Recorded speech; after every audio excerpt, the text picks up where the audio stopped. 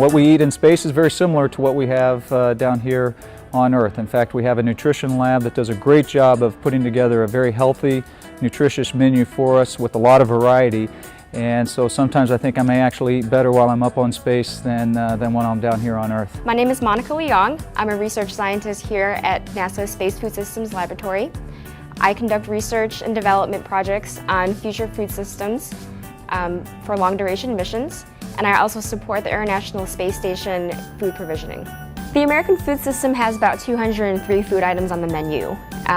We try to give them foods that are familiar to what they would have here on Earth. So we make them mac and cheese, we make them beef brisket.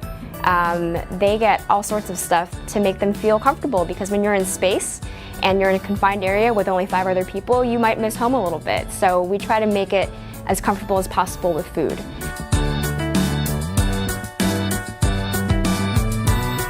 So how much water do I drink in space? Well, I don't know yet. I do know that down here on Earth, I drink a lot of water. In fact, I always have my water bottle with me, and so I'm constantly drinking water.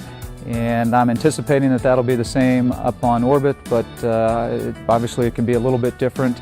And I won't have my water bottle, I'll have my little water bag with me when I'm floating around, but I do anticipate drinking lots of water while I'm on orbit as well. They are allowed about 2 liters of water a day for drinking. They are also allowed about 500 milliliters of water for rehydration of the freeze-dried food products.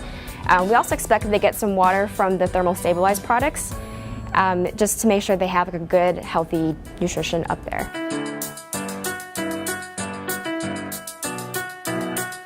So our diet while we're up in space is actually managed by the nutrition lab, and there are actually experts in that field that monitor everything that we eat, that understand all of the nutrition that goes into every meal that we have. And so without them, our diet wouldn't be as good as it is and wouldn't be as nutritious as it is. So when we're designing the menus for the astronauts in space, we have a dietitian on staff who makes sure that it's well balanced for all the vitamins and nutrients that they need.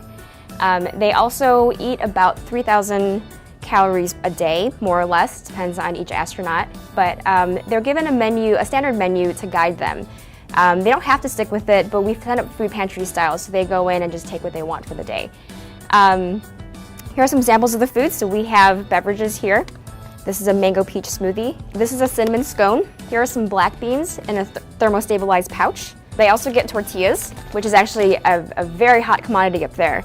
Granola bars, cream of spinach, for example, candy-coated chocolates, crackers. We also have condiment packages for them. So we send them up things like ketchup, mayo, Tabasco, mustard. They often come back to us and said that the food doesn't taste the same in space as it does on Earth. They also can't have regular salt, so we give them salt in a bottle.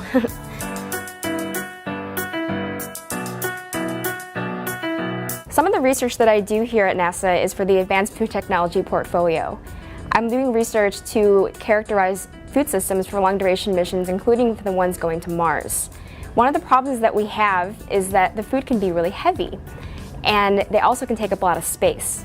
So one of the countermeasures to that is to develop a nutrition bar that can encompass all of the nutrients from a breakfast and lunch meal, or lunch meal, and put them into a food bar.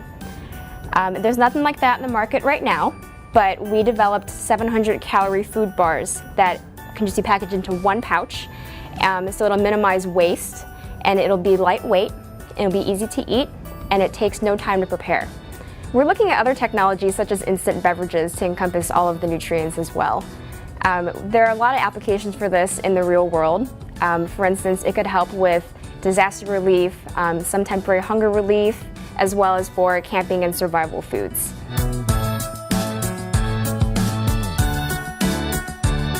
So this is an example of what a Thanksgiving dinner might look like on the International Space Station.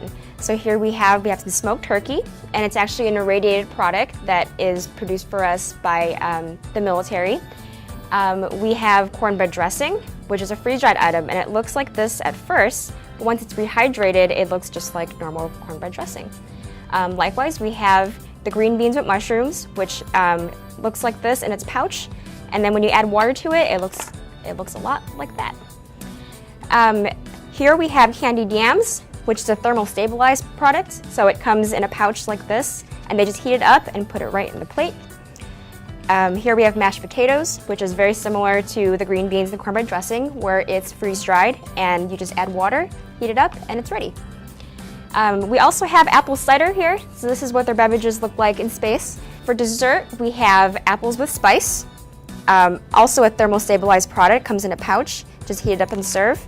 And another option for dessert would be the cran apple dessert product.